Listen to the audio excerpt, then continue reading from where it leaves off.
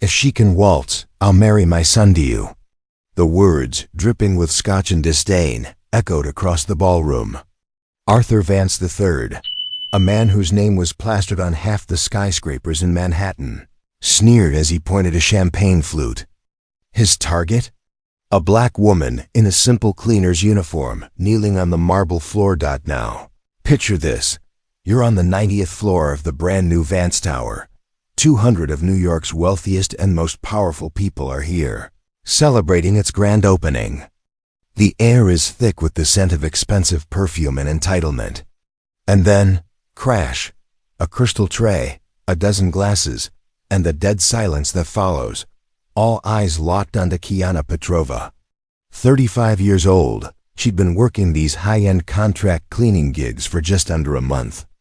On her knees, surrounded by shattered glass, she wasn't just the center of attention. She was the evening's entertainment. "Dad, for God's sake, stop it," whispered Leo Vance, 28, his face flushed with a mix of shame and anger. As the heir, too. The Vance fortune, he was used to his father's public displays of power, but this felt different. It felt cruel. Arthur, however, was in his element. He waved off his son's concern, stepping into the center of the silent room like a Roman emperor in a bespoke suit. No, let the boy speak," he slurred theatrically. "This person clearly lacks the basic coordination for her job. So let's test her rhythm. A little social experiment, shall we?" Kiana continued picking up the glittering shards, her hands trembling slightly. But if you looked closely, her eyes told a different story. There was no fear there. No humiliation. There was a chilling calm, a focused intensity, like a grandmaster analyzing the chessboard, absorbing every sneer, every condescending glance, every cruel chuckle. The event manager, a man paid handsomely to make problems disappear, scurried over. "Mr. Vance, perhaps we should do nothing of the sort," Arthur boomed, cutting him off. He gestured to the live orchestra, which had fallen silent. "Play a waltz. If this cleaning lady can dance better than my wife, I swear on my name, my son will marry her. Right here, right now." A wave of laughter, sharp and ugly, washed over the room. It was the kind of laughter that thrives in places like this, a shared moment of casual cruelty that reaffirmed their own superiority. Women hid their grins behind manicured hands. Men shook their heads, enjoying the sheer audacity of the spectacle. A marriage between the Vance heir and a cleaner? It was the most ridiculous, most deliciously inappropriate thing they'd heard all year. And then Kiana stood up. She wiped her hands on her apron, her movements deliberate and poised. She looked directly at Arthur Vance, and for a moment that stretched into an eternity, the entire room held its breath. This was the moment she was supposed to cry, to run away, to apologize. "I accept," she said. Her voice wasn't loud, but it sliced through the air like a razor, instantly silencing the lingering whispers. The orchestra members exchanged confused glances. Arthur Vance blinked, his drunken smirk faltering for the first time. He was so sure he'd misheard. What did you just say?" he asked, his arrogance momentarily punctured. "I said," Kiana repeated, a ghost of a smile playing on her lips, "I accept your challenge. But on one condition. When I dance better than your wife, you will keep your word, even if you meant it as a joke." The laughter that erupted this time was even louder, more incredulous. They weren't just watching the joke anymore. They were watching a woman actively participate in her own public humiliation. But in that sea of mocking faces, not a single person noticed the fire that had ignited in Kiana's eyes. It was a familiar fire, one that had once lit up the world's most prestigious stages, a fire they all thought had been extinguished by a single night of tragedy 15 years ago. And hey, if this story of hidden identities and high-stakes revenge is already getting you hooked, do me a favor and hit that subscribe button. Because what's about to unfold on that marble dance floor is a powerful reminder that underestimating someone might just be the most expensive mistake you can ever make. Arthur's wife, Isabel Vance, a woman who prided herself on the ballroom dancing trophies she collected at exclusive country clubs, glided forward with a smile that could curdle milk. "Darling, are you really suggesting I lower myself to compete with this?" she purred, gesturing vaguely in Kiana's direction. "Don't be so modest, Izzy." Arthur roared, loving every second of it. "You're the reigning champion of the Westchester Waltz Invitational. This should be a walk in the park." Kiana watched them, her face a mask of calm. But inside, her mind was 15 years in the past. She wasn't Kiana Petrova, contract cleaner. She was Kiana Petrova, principal dancer for the American National Ballet. She remembered the thunderous applause, the standing ovations, the critics who called her a once-in-a-generation talent. She remembered the feeling of soaring through the air, her body a perfect instrument of art and emotion. And she remembered the night it all ended. A gala performance for the political elite. A rain-slicked road on the way home. The sickening crunch of metal. 3 months in a coma, followed by the doctor's devastating words, "Your legs, they'll never withstand the rigors of professional ballet again. You'll be lucky to walk without a limp." "Leo," Arthur barked, snapping Kiana back to the present, "get your phone out. I want to film this for posterity." The day the help thought she could be a dancer. Leo hesitated, his discomfort obvious. "Dad, this is too much. She was just doing her job." "She was," Arthur sneered, "but now she's our entertainment. And if you don't start recording, I might just have to mention that little incident in Aspen to your fiancé. You wouldn't want that, would you?" Leo's face went pale. Blackmail, it was his father's favorite tool. He reluctantly raised his phone, and Kiana saw it for what it was, another brick in the toxic wall of control Arthur Vance had built around his family. "Music!" Arthur commanded the orchestra. "And let's get some wagers going. $500 says my wife wins. 1,000 for any fool brave enough to bet on the hired hand." A few of the more shameless guests actually started pulling out their wallets, turning the humiliation into a spectator sport. Isabel positioned herself in the center of the floor, performing a few dramatic stretches, showing off for the crowd. Arthur then walked over to Kiana, his smile positively predatory. "You know," he whispered, his voice low and menacing, "when you lose, and you will lose, I want you on your knees. I want you to apologize for wasting all of our time. And then, of course, you're fired." It was then that something shifted in Kiana's gaze. The quiet calm was replaced by a hardened steel. It was the same look of determination that had pushed her through years of agonizing physical therapy, the same fire that had allowed her to teach herself how to walk, run, and even dance again, in secret. "Mr. Vance," she said, her voice so steady it was unnerving. "When I win, and I will win, I want more than just the marriage proposal." Arthur raised an eyebrow, amused by her audacity. "Oh? Making demands now, are we? Fine. Entertain me. What else could you possibly want?" "I want you to stand in front of all your guests," Kiana declared, her voice ringing with authority, "and publicly apologize. I want you to admit that you judged a woman based on her job and the color of her skin, and that you were wrong." A ripple of tension went through the room. This was no longer just a cruel joke. It had become a direct challenge to the man who owned the very building they were standing in. Arthur let out a booming laugh. "You've got nerve, I'll give you that. Fine, I accept. But when you fall flat on your face, you'll crawl out of here with no job and not a shred of dignity left." What Arthur Vance didn't know, what no one in that room knew, was that he wasn't facing a cleaner with a chip on her shoulder. He was facing a warrior who had already lost everything once. And she knew exactly how to fight for every last scrap of respect in a world that had already cast her aside. Because there's a world of difference between someone who learns to dance for a trophy and someone who was born to make dance a language. While Isabel warmed up with a series of predictable, if well-practiced ballroom steps, Kiana remained perfectly still in the corner of the dance floor. But don't mistake stillness for inaction. Inside her mind, a symphony of calculations was taking place.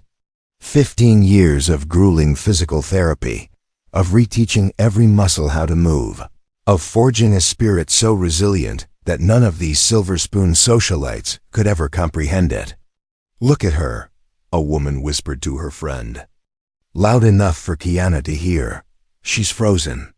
She's probably never even seen a ballroom before." Arthur Vance, meanwhile, was circling the room like a shark that smelled blood.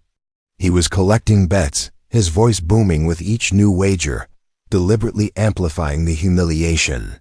500 says she trips on her own feet, he announced, raising his glass. 1,000 says she bolts from the room in tears before the first chorus. The cruel laughter continued, but Kiana noticed something Arthur didn't. His son, Leo, wasn't laughing. He was standing near the wall, his phone still pointed at the scene, but his face was a mask of genuine distress. And that's when a memory clicked for Kiana. It wasn't the first time she'd seen that look of quiet decency on his face.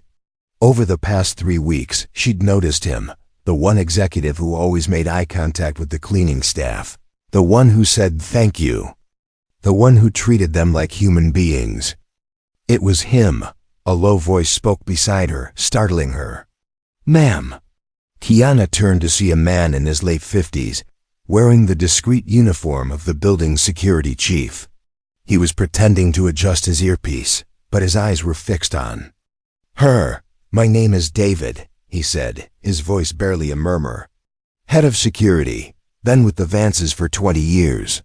He paused, leaning in slightly. "But I was security at the National Theater before that." About 15 years ago. Kiana's heart hammered against her ribs. After all this time, after years of deliberately choosing anonymity, of hiding her past to simply survive, someone knew. "Kiana Petrova," David whispered, the name hanging in the air like a ghost. "The Firebird. I saw you perform a dozen times. I was there the night of the accident." His eyes, full of a deep, sorrowful respect, met hers. "The papers. They said you'd never dance again." "The papers said a lot of things," Kiana replied, her voice miraculously steady. "Not all of them were true." David nodded slowly, a lifetime of understanding passing between them in a single glance. "What they did to your career was a crime," he said, then flickered his eyes towards Arthur, who was now bragging about the money he was about to win. "And what he's doing to you now. That's just evil." In that instant, a decision Kiana had been wrestling with for over a decade solidified. This wasn't just about dancing anymore. This was about reclaiming her name, her story, her life. "David," she said, her voice now sharp with purpose, "I need you to do something for me. After I dance, no matter what happens, keep your phone recording. I want a record of everything that is said and done in this room, especially their reactions." He looked at her, confused but intrigued.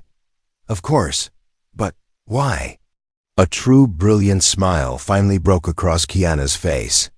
"Because," she said, "some people need a very public reminder that the person you underestimate is often the one holding all the cards." Just then, Arthur decided to twist the knife one last time. "You know what?" he yelled to the crowd. "Let's make this really interesting.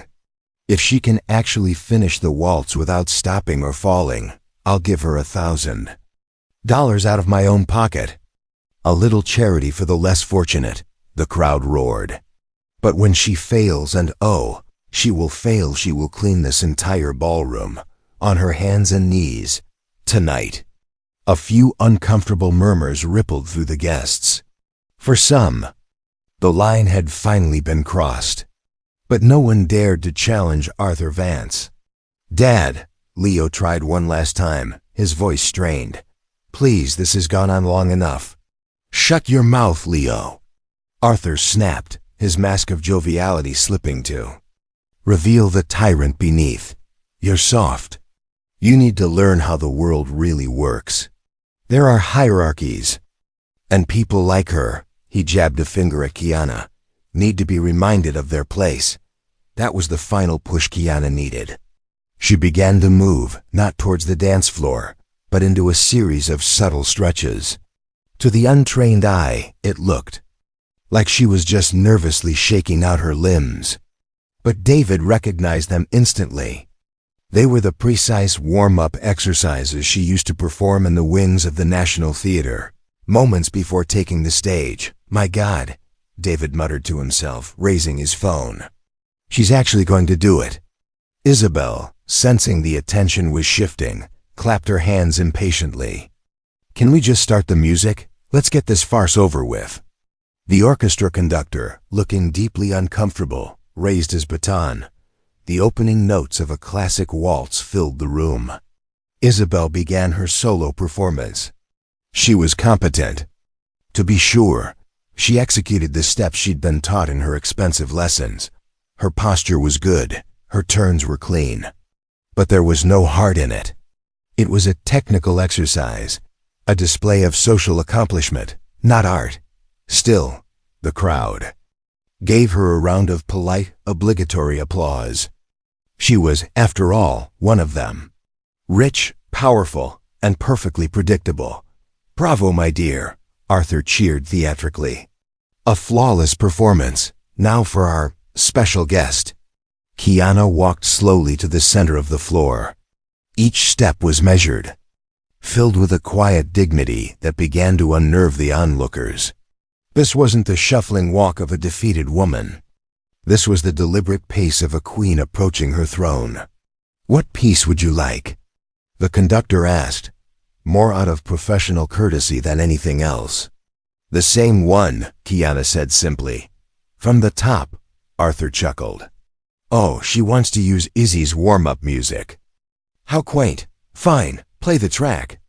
Let's see how many bars she lasts. But what no one in that room knew was that this wasn't just any waltz. It was the piece she had danced to hundreds of times. The music was woven into her very DNA, a part of her muscle memory. And more importantly, it was the score from her final performance before the accident. The performance a New York Times critic had called a transcendent, heartbreaking masterpiece. One of the most powerful displays in the history of American ballet. As she waited for the first note, Kiana closed her eyes, shutting out the sea of arrogant faces. She let the memories flood in, the weightless feeling of a perfect leap, the roar of the crowd, the absolute, undeniable certainty that she was born to do this. The doctors had told her it was impossible. The world had told her she was finished. For 15 years, a part of her had believed them. She had never returned to a public stage, never sought to reclaim her career. But in the privacy of her tiny apartment, in the darkest moments of her new life, she had never, ever stopped dancing. The music began. And in that ballroom, filled with scorn and prejudice, something impossible was about to happen. Her hands rose, her arms positioning themselves with a fluid precision that made the musicians in the orchestra lean forward, their eyes widening in disbelief. They were witnessing something far beyond a simple dance. This was the prelude to a resurrection. And the first note marked the exact moment that the entire power structure of that room was about to be shattered forever. The first few bars of the waltz washed over the room, and Kiana began to move. And it wasn't the clumsy, hesitant shuffle everyone was expecting. Her first steps were so fluid, so impossibly graceful, that the very atmosphere in the ballroom seemed to shift. The smug laughter died in people's throats, replaced by a collective, silent intake of breath. Her initial movements were subtle, a quiet conversation with the music. But as the melody swelled, so did her performance. Each step grew more confident, each turn more breathtakingly precise. This wasn't just dancing. It was storytelling. Every gesture was filled with a deep, raw emotion that began to hold the entire room captive. Arthur Vance's condescending smirk had vanished, replaced by a mask of slack-jawed confusion. Isabel's face, pale as a sheet, reflected the horrifying realization that she hadn't just been challenged. She'd been made obsolete. Everyone in that room was suddenly, jarringly aware that they weren't watching a cleaner try to dance. They were witnessing a master reclaim her throne. "My word," someone in the audience whispered. She's magnificent." Kiana executed a flawless series of pirouettes, spinning with a speed and balance that would be the envy of any professional. She followed it with a soaring grand jeet, a leap that seemed to hang in the air for an impossible moment, defying gravity and the low expectations of everyone watching. This wasn't ballroom dancing. This was classical ballet of the absolute highest caliber, masterfully woven into the rhythm of the waltz. David, true to his word, kept his phone steady, panning from Kiana's transcendent performance to the faces in the crowd. He captured Arthur's expression as it morphed from confusion to disbelief, and then, finally, to a dawning, panicked terror. "This can't be," Arthur muttered to himself, his voice a choked whisper. "Who in God's name is this woman?" Then came the signature move.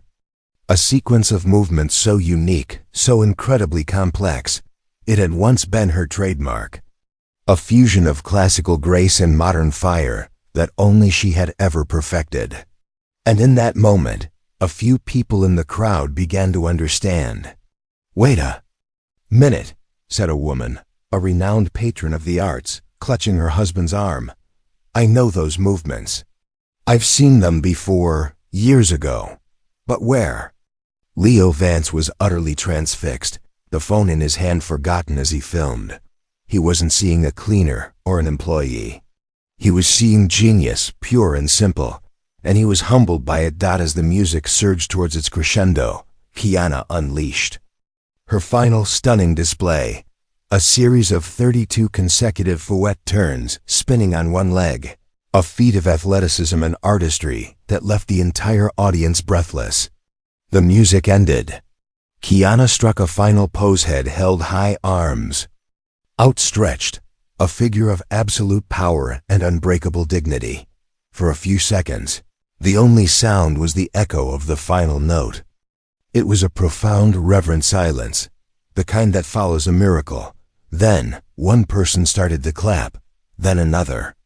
Within seconds, the entire ballroom was on its feet, erupting in an explosion of applause so thunderous it seemed to shake the very foundations of the skyscraper.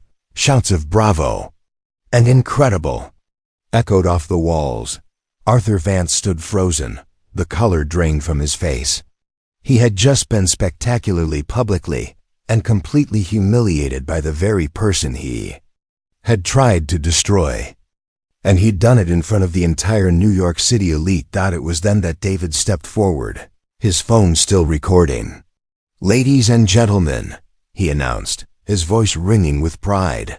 "For those of you who don't know, allow me to introduce Kiana Petrova, former principal dancer for the American National Ballet." The name dropped like a bomb. Gasps rippled through the room. Kiana Petrova was a legend, a mythic talent who had vanished from the world stage at the peak of her brilliance. "Impossible," Isabel stammered, horrified. Kiana Petrova's career ended after the accident. She never danced again. "Clearly," Kiana said, her voice calm and steady as she finally broke her silence, "the rumors of my career's death were greatly exaggerated." A few people in the crowd laughed, but Arthur Vance was not one of them. The freight train of reality had just slammed into him at full speed. He had publicly mocked and tried to humiliate one of the greatest artists the country had ever produced, and it was all on video. "Mr. Vance," David said, holding up his phone, "I believe you made a public wager. You said if she danced better than your wife, you'd have your son marry her. I think these 200 witnesses can confirm that the condition has been met. Leo, finally understanding the gravity of the situation, walked towards Kiana, his face full of awe and remorse. "Miss Petrova," he said, his voice sincere, "on behalf of my family, I want to publicly apologize for my father's disgusting behavior. It was unforgivable." "Leo, you shut your mouth," Arthur roared, his composure finally shattering completely. "You will not apologize to her." And this is where Kiana revealed the final move in her checkmate. "Mr. Vance," she said calmly, "a deal is a deal. A man of your stature always keeps his word, doesn't he?" The crowd leaned in, hanging on every word. "You're insane if you think I'm going to honor some drunken bet," Arthur snarled, his arrogance re-emerging as desperation. "Ah, but it wasn't just a bet," Kiana said, a cool smile on her face. "David, would you mind playing back the recording of Mr. Vance confirming the terms of our agreement?" David played the audio from his phone. Arthur's loud, slurring voice filled the hall, making the bet, setting the stakes, and clearly agreeing to Kiana's counteroffer, the public apology. The evidence was undeniable. "That's blackmail," Arthur yelled, his face turning a blotchy red. "No," Kiana corrected him. "It's accountability. Now you have a choice. Are you a man of your word, or is your reputation worth less than your prejudice?" Leo stepped forward, placing himself between his father and Kiana.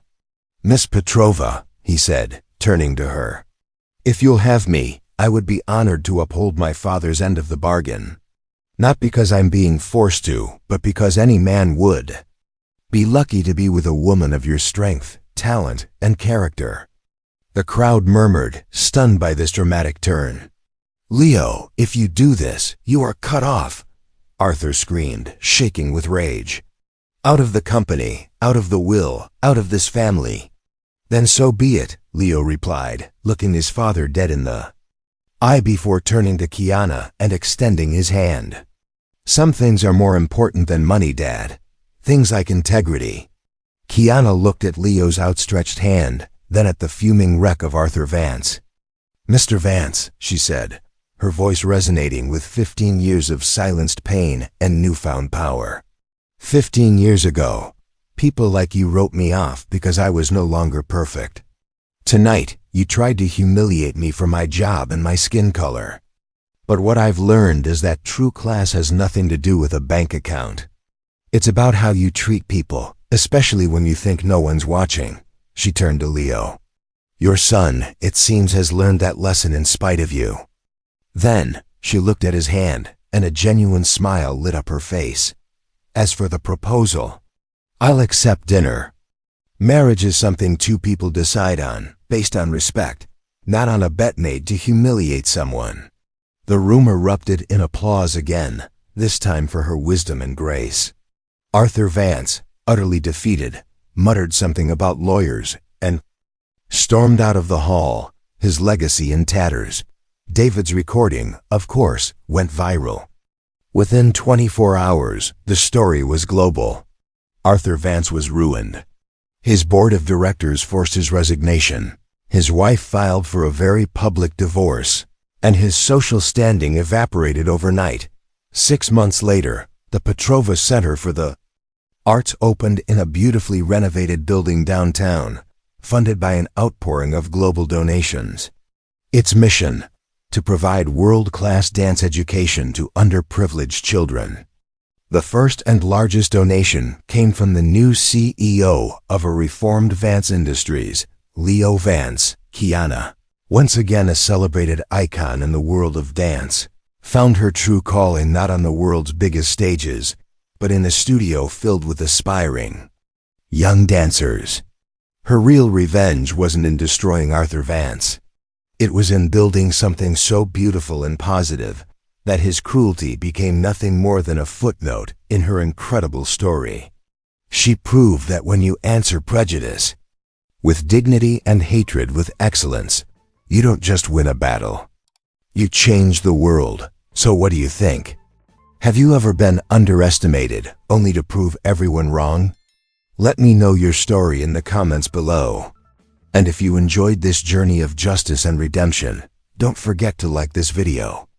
And subscribe to the channel for more incredible stories that prove the best response to those who look down on you is to give them a reason to look up.